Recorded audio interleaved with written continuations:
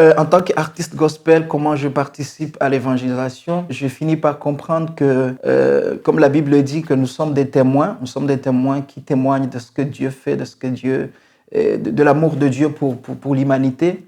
Et donc moi, je me sers de ma musique pour parler de Christ, pour évangéliser et pour communiquer aux gens un message d'espoir, comme je vous le dis, en leur disant que Dieu vous aime, Dieu a un plan pour vous et ça me sert vraiment pour évangéliser.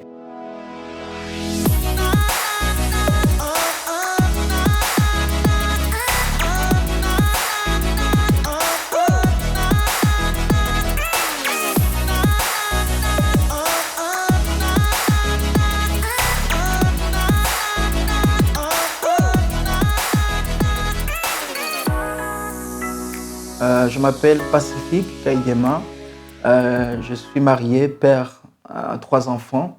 Je suis conducteur de louanges, chantre et je sers le Seigneur dans l'église. Comment définirais-je mon style de musique? Mon style de musique, c'est un style qui est ouvert à toutes sortes de musique. Je parle musicalement, mais si je reviens sur ce qui constitue ma musique, c'est-à-dire les textes, ce que je passe comme message, mon style de musique, c'est un style de gospel, gospel qui veut dire simplement la bonne nouvelle, l'évangile. Donc, ma musique peut se jouer sur plusieurs styles de musique, mais le message qui passe, c'est un message d'espoir, c'est un message qui communique l'espoir aux gens, gospel, la bonne nouvelle.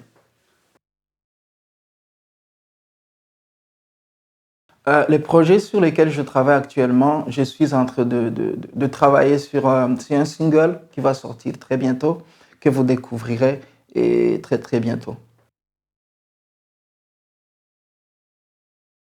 Ouais, comment je trouve mes inspirations? Mes inspirations, je les trouve en fait dans ma vie de tous les jours et tout ce que je vis, mes expériences de tous les jours.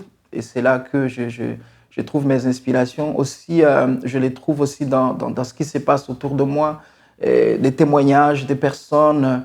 Et je trouve aussi également mes inspirations dans la parole de Dieu parce que même tout ce que je fais, j'essaie d'examiner ça à la parole de Dieu, à la lumière vraiment de la parole de Dieu.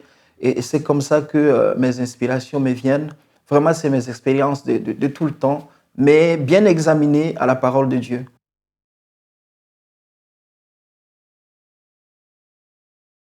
En tant qu'artiste gospel, comment je participe à l'évangélisation? En fait, je finis par comprendre que, comme la Bible dit, que nous sommes des témoins qui témoignent de ce que Dieu fait, de ce que Dieu, de l'amour de Dieu pour l'humanité. Et donc, moi, je me sers de ma musique pour parler de Christ, pour évangéliser et pour communiquer aux gens un message d'espoir, comme je vous le dis, en leur disant que Dieu vous aime, Dieu a un plan pour vous et ça me sert vraiment pour évangéliser. Et ma musique me sert pour évangéliser. En tant qu'artiste gospel, comment je vis ma foi au quotidien? Ma foi, je la vis dans tout ce que je fais tous les jours. J'essaie quand même de ne pas me laisser emporter par quoi que ce soit parce que dans ce travail que je fais, dans ce ministère que je fais, il y a des défis que je rencontre, il y a des choses que je rencontre et à ce moment, quand je suis face à une situation, je sais quand même de me rappeler qui je suis et j'essaie de me rappeler que je ne dois pas faire ce que je pense, mais je dois toujours me tourner vers Dieu pour demander à Dieu qu'est-ce que je dois faire. Et là, j'applique vraiment ma foi, même quand tout semble fermé. Et je crois que Dieu est capable d'ouvrir les portes. Et si je mène ma vie au quotidien dans la foi que je puisse dans la parole de Dieu.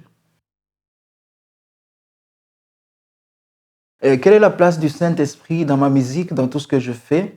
Le Saint-Esprit, il est vraiment au centre parce qu'il est la source de tout ce que je fais. Sans lui, je ne suis rien. Depuis le jour où j'ai compris au fait que tout ce que je peux faire sans le Saint-Esprit, sans son assistance, je ne pourrais jamais avoir un bon résultat parce que c'est lui qui connaît les vraies choses. La Bible nous dit qu'il sonde même le cœur de Dieu et il nous communique le plan de Dieu pour l'humanité. Donc le Saint-Esprit, vraiment, je le laisse au milieu à chaque fois que je je dois faire un projet, je prends le temps de demander à l'Esprit de Dieu comment je dois faire, quels sont les pas que je dois poser, quelles sont les personnes que je dois contacter. Et à chaque fois qu'il y a des occasions qui se présentent aussi, je marque une pause pour demander à l'Esprit de Dieu, est-ce que je dois avancer dans ce projet? Donc, le Saint-Esprit, il est vraiment au centre de tout ce que je fais en tant qu'artiste gospel.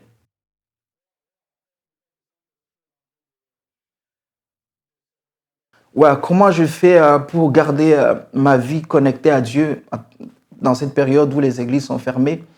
Vous savez, on a toujours pensé que aller à l'église, c'est d'aller rencontrer Dieu. Il y a la plupart du temps où on ratait les cultes, donc on se disait, bon, aujourd'hui, je suis pas allé à l'église, et tu te culpabilises, tu as l'impression que tu n'as pas été vraiment dans la présence de Dieu. Mais depuis que les églises sont fermées, et moi, j'ai appris vraiment à vivre autrement ma communion avec Dieu, j'ai compris que les 4 000, au fait, ça ne sert à rien. La vraie place où Dieu veut résider, c'est dans mon cœur. Donc, j'ai développé ma communion avec Dieu tous les jours, à chaque moment, à chaque instant. J'ai appris à rester connecté sans que je n'aille à l'église, sans que je n'ai même d'occasion où on sort ensemble pour prier. Donc, j'essaie quand même de rester connecté en développant l'atmosphère autour de moi qui respire la présence de Dieu. C'est-à-dire ce que j'écoute, ce que je regarde, j'essaie quand même de filtrer, de me dire ça glorifie Dieu, ça glorifie pas Dieu. Et ça me permet de vivre, même si les églises sont fermées, de vivre toujours la présence de Dieu partout où je suis.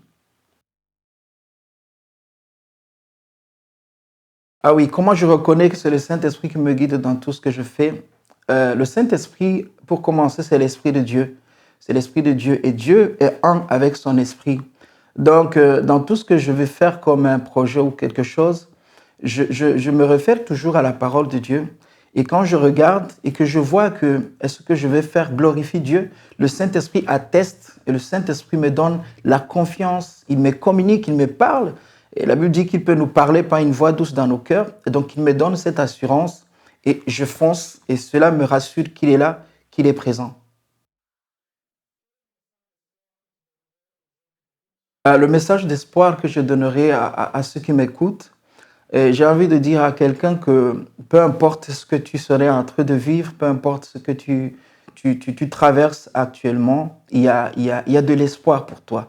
Il y a de l'espoir pour toi parce que il y a des personnes qui se sentent haïes, qui se sentent méprisées, mais j'ai envie de te dire que il y a un amour qui t'attend, il y a quelqu'un qui t'aime et cette personne, il te tend la main. Donc, toi qui vas regarder cette vidéo, qui désespère, qui ne sait plus quoi faire, avec qui se tourner, j'ai envie de te dire que il y a un ami qui t'aime et c'est Jésus. Jésus peut t'apporter la réponse à toutes les questions que tu peux avoir. Aujourd'hui, on se pose beaucoup de questions, on regarde sur l'avenir de nos enfants, sur notre avenir, on ne trouve pas vraiment la solution. Mais il y a de l'espoir, il y a de l'espoir parce que Dieu nous aime et Dieu, il a donné son Fils pour l'humanité, Jésus pour nous. Et il suffit simplement de lui faire confiance et de lui dire, Seigneur, je te livre ma vie, je veux marcher avec toi. Et je crois que Dieu ne va jamais te laisser tomber, peu importe la situation que tu vis, que tu traverses. Donc, ton espoir ne viendra de nulle part ailleurs si ce n'est qu'en Dieu.